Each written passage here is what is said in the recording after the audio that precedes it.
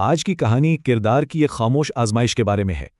जरा सोचें, अगर सही काम करने का मतलब सब कुछ खो देना हो। यही वो हकीकत थी जिसका सामना यूसुफ को करना पड़ा। यूसुफ, एक नौजवान जिसे कुएं से निकाला तो गया, मगर आज़ादी के लिए नहीं, गुलामी के लिए। इन्हें बेचा गया, एक माल की तरह। उनका बचपन सहरा की धूल में ही कहीं पीछे रह गया।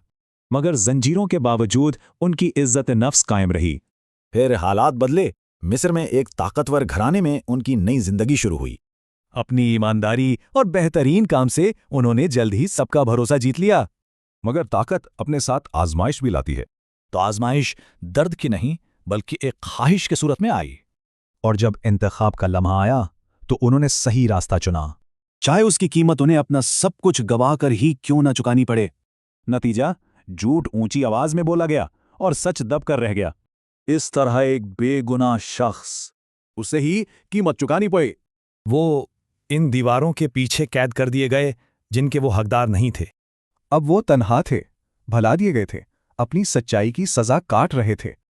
यहां एक बात साफ है, दयानदारी की कीमत तो है, पर उसकी कद्र कभी कम नहीं होती। वक्त गुजरता गया, उम्मीद खामोशी में बदली और फिर गुमनामी में। कैद खाने में भुला दिए जाने के बाद लगा कि कहानी यहीं खत्म हो गई है।